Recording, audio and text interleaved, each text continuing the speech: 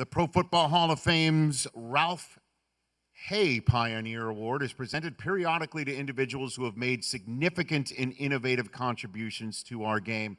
And we are honored to award the Ralph Hay Pioneer Award tonight to a trailblazing announcer who introduced millions of fans to American football with Spanish language television broadcasts, Fernando Von Rossum.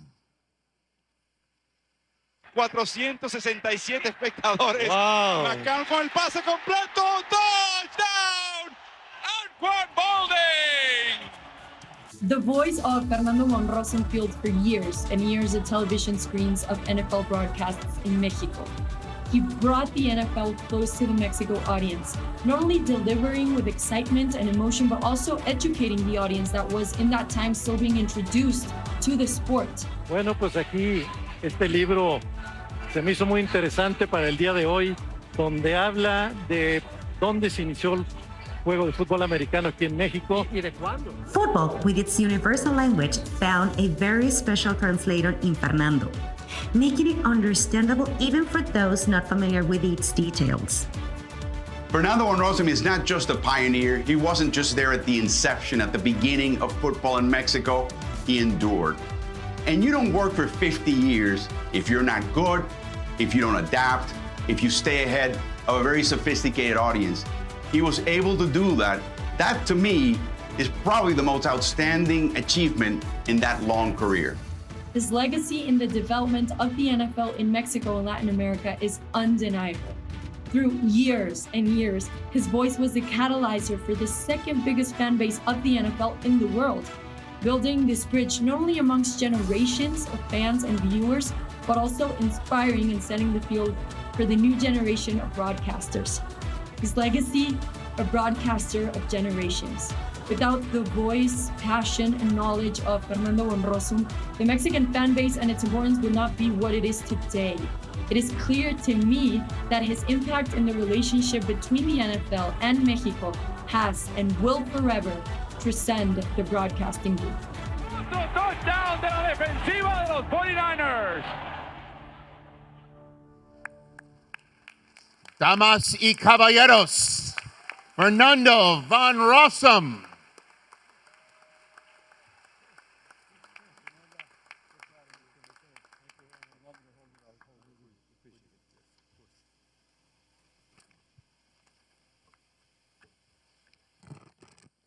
Commissioner Goodell, President Porter, ladies and gentlemen, good evening, buenas noches a todos.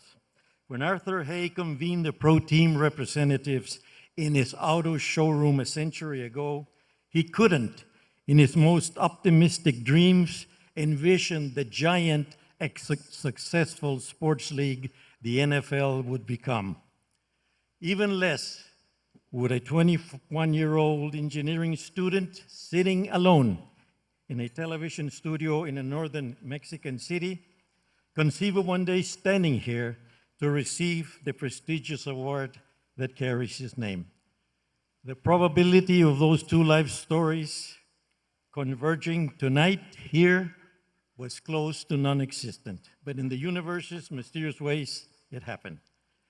So feeling greatly honored and deeply appreciative to the Pro Football Hall of Fame, I accept this distinguished award, not only in my name, but of all my colleagues who labor every day to bring the interesting life of the NFL to the fans in the Spanish language. Monterrey, where I began my broadcasting career, has an interesting story regarding American football.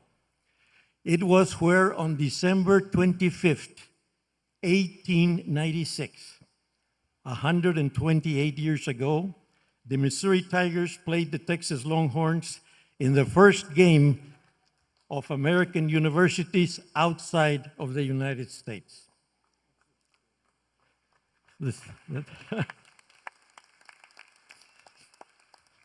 I refrain from giving you the score because I have a dear friend that played for the Longhorns here. I don't want to spoil his evening, Raul. Well, this is the story. After playing in Austin, a promoter convinced the teams to go down to hold a series of exhibition games in Mexico. So the teams got on a train, went down to Monterrey, played a game, then went to Mexico City, played another 2 games. The problem was they did not inform their schools or got permission from the universities to go across the border, gallivanting down to Mexico, playing exhibition games. They just disappeared for a month. Once they got back, there were consequences, coaches were fired and all that, but that's another story. What I wanted to do was link the 2 cities, Monterrey and Mexico City, because that was a key to opening the NFL to Mexico. In 63 and 64, the only pro football games broadcast there were the AFL, limited to 1 station in 1 city, Monterrey, and with 1 announcer, yours truly. I had to do the play-by-play, the analysis, keep the stats of the game, and try to make it interesting to new fans. Hectic, but great training for the years to come. The big break came in 1969 when the games of the Dallas Cowboys were shown not only in Monterrey, but also in Mexico City. Because after watching those great Dallas teams, the national networks got interested in starting broadcasting nationally. Those first years were challenging as we had to teach the game and the rules to new fans while not boring the established viewers. But we were finally able to show an increasing audience the magic that is the NFL, an athletic ability that reaches levels of perfection with mental challenges that a chess master would appreciate. I used to say that games were physical chess matches, and that's what we have today, an international league with fans all around the world. We announcers just ride the wave that the NFL has created. Broadcasting like football requires a team effort. You do not get to the finish line alone. I got here on the shoulders of my father who showed me English and my father who taught us football and my mother who taught us English at an early age. On the shoulders of my family who endured the constant absences required by the job. On the shoulders of my colleagues, many of whom I shared the booth with. And of course, on the shoulders of millions of great Mexican fans who accompanied me over the decades. I am grateful to them all. Before finishing, I beg your indulgence that I can briefly address them in Spanish. Agradezco sinceramente al Salón de la Fama del Fútbol Americano Profesional la honrosa distinción de este premio. La recibo también en nombre de mis queridos colegas, hombres y mujeres, que se esfuerzan diariamente para llevar la historia de la NFL a los aficionados en nuestro idioma español.